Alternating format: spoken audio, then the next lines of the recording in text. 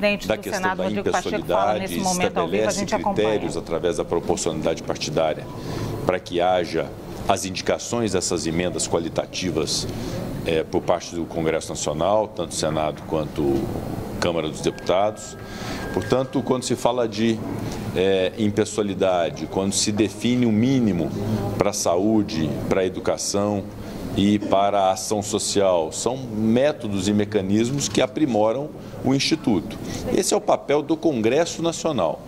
Evidentemente que caberá ao Supremo Tribunal Federal uma análise jurídico-constitucional a partir do momento que é provocado, mas eu considero que o projeto de resolução aprimora para melhor um instituto de prerrogativa parlamentar que, no fundo, interessa aos entes federados, aos municípios, aos estados, aos hospitais filantrópicos, que é, de fato, a descentralização dos recursos e a formatação do orçamento a partir de uma ação conjunta entre executivo e legislativo. Portanto, eu considero adequado o que o Congresso fez hoje, com uma aprovação desse projeto de resolução, que é uma demonstração de comprometimento com a qualidade do gasto público, com a impessoalidade e algo muito importante, que é a transparência, ou seja, somente parlamentar poderá fazer indicação a partir dessa resolução, de modo que tudo aquilo que era ponto vulnerável apontado pelo Supremo nas próprias ações, junto ao Supremo Tribunal Federal, são pontos que se busca corrigir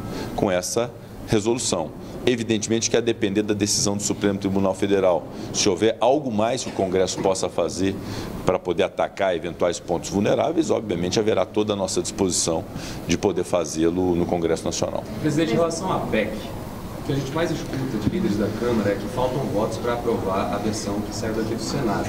Queria saber o que já foi possível da sua parte, nas conversas com o presidente da Câmara, apurar sobre o que está sendo feito para destravar essa PEC na Câmara e se o senhor acha também que a aprovação do projeto de resolução aqui em relação às emendas de relator e uma possível formação de maioria no Supremo para mantê-las constitucionais pode ajudar a destravar a PEC na Câmara? Não, eu não faço essa associação, verdadeiramente não faço essa associação entre a decisão do Supremo e o ambiente político na Câmara e no Senado. Nós temos que cumprir o nosso papel. O papel do Senado foi cumprido quando aprovou por 64 votos essa proposta de emenda à Constituição que confere governabilidade, que estabelece critérios de responsabilidade fiscal da forma como, mantendo o teto de gastos, pode o novo governo gastar o recurso público para aquilo que efetivamente é necessário, sobretudo o Bolsa Família de R$600 a partir de janeiro, que é algo que nós não podemos admitir que tenha retrocesso.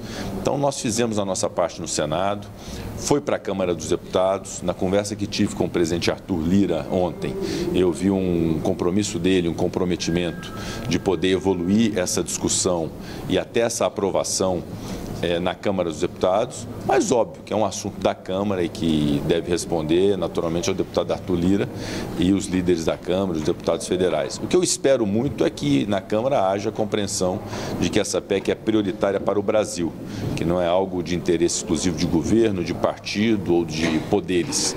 É interessante para o Brasil que se tenha, ao manter o teto de gastos públicos, a excepcionalização necessária para aquilo que mais importa para o desenvolvimento do Brasil, que é cuidado social e, ao mesmo tempo, ter recursos para os investimentos necessários. Há muita precarização na educação hoje, nas universidades federais, há muita precarização na saúde, que precisa ter recursos para a farmácia popular e para outras tantas medidas, a precarização na justiça, a própria Polícia Federal com dificuldade na emissão de passaportes por falta de recursos. Então, cada setor desse, nas rodovias, a falta de manutenção que acaba afetando a nossa produção, o escoamento da nossa produção. Então, nós temos que fazer um investimento mínimo no Brasil. E o que se permite com essa PEC é justamente isso, que a gente tenha o teto de gastos, tenha a excepcionalização para o Bolsa Família, que era uma proposta das duas propostas eleitorais que nós tínhamos, e ao mesmo tempo um mínimo de investimentos para poder fazer o Brasil andar em 2023. Então eu acredito muito que a Câmara vá apreciar, aprovar, e uma vez aprovando, tenho o meu compromisso de uma promulgação imediata numa sessão do Congresso Nacional. Presidente, se precisar voltar, o senhor volta imediatamente, conversar sobre essa possibilidade? Se precisar, voltar para o Senado. Se houver uma alteração da Câmara, evidentemente tem que fazer uma sessão do Senado para apreciação dessa PEC. O que eu disse ontem e insisto, a PEC da transição, que o Senado aprovou com 64 votos, que hoje está na Câmara, é a maior prioridade que nós temos, porque ela é importante para o Brasil e ela é importante para a viabilização de uma lei orçamentária que nós votaremos na sequência da aprovação da PEC. Senador, no caso do STF considerar inconstitucional essa emenda de relator, a gente já tem previsto aí um orçamento de 19 bilhões para essa emenda. Para onde poderia ir? Poderia ter um destino ainda mais obscuro? Olha, esse vai ser um exercício feito na eventualidade de uma decisão dessa natureza, que, óbvio, quando há uma decisão judicial, pode haver qualquer tipo de decisão, nós temos que considerar todas as hipóteses. E nessa hipótese, será um exercício da Comissão Mista de Orçamento, do relator senador Marcelo Castro, de poder fazer a alocação devida. O que eu digo é que as emendas de relator, com esses critérios estabelecidos e com essa resolução que confere transparência, impessoalidade, mantém o caráter não impositivo dessas emendas, ou seja, continua na discricionariedade do Executivo executá-las ou não, quando estabelece esse mínimo para setores que são necessários no Brasil, como saúde, educação e na ação social. São critérios de transparência que tornam essas emendas tão ou mais restritivas que as emendas individuais de comissão e de bancada. E quando se fala do RP2 do Executivo, esse é de uma discricionariedade do Executivo na definição do seu direcionamento. Obviamente que o Executivo tem um planejamento, mas obviamente que o Executivo também não está imune aos pedidos parlamentares, por exemplo, de alocação de recursos em estados, em municípios, em hospitais, enfim. Isso faz parte da conjuntura política nacional. Então, eu considero que as emendas parlamentares com esses critérios dão essa transparência, essa identificação exata. E não necessariamente o recurso alocado exclusivamente no Executivo confira a mesma transparência. Então, esse é um exercício que a Comissão de Orçamento terá que fazer, numa hipótese dessa, de definição da destinação desse recurso já previsto para as emendas de relator. Complementando a pergunta da colega, no caso de que realmente seja declarada inconstitucionalidade no STF, tem algum outro meio, um meio judicial, um meio jurídico de recorrer e manter essa questão das emendas? Não, confesso que não fiz essa avaliação, mas desde já se vê que é uma decisão tomada pela Suprema Corte dos 11 ministros. No âmbito judicial não há recurso, né? A palavra final, na verdade a palavra final dos conflitos sociais, dos conflitos jurídicos é do Judiciário.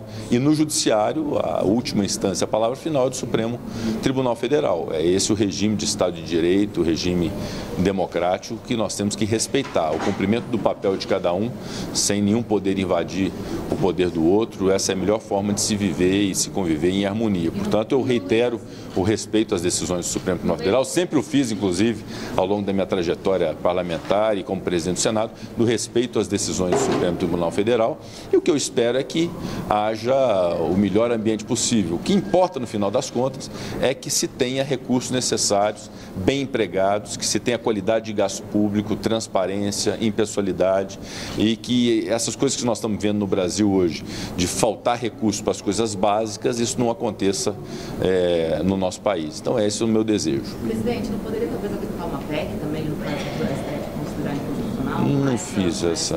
Não fiz essa avaliação. Fizemos a resolução, acho que esse era o papel nosso, considerando a existência de emenda de relator. Qual é o melhor e mais eficaz formato dessas emendas? É o que está na resolução, assim foi entendido pela maioria. E cabe agora ao Supremo Tribunal Federal considerar todas essas decisões que nós tomamos dentro da decisão judicial que vai ser tomada, e qualquer que seja ela, obviamente, que há o meu respeito. Bom? Obrigado. A questão da lei das estatais, ontem vocês indagaram, eu considero muito difícil a evolução ainda esse ano desse projeto. Obviamente que eu respeito a decisão da Câmara dos Deputados, mas há uma tendência muito forte, eu vou discutir agora com alguns senadores, do encaminhamento à Comissão de Constituição e Justiça para que possa fazer uma avaliação mais ampla e profunda em relação à lei das estatais. Esse ano vai encaminhar isso? Acho muito difícil esse ano.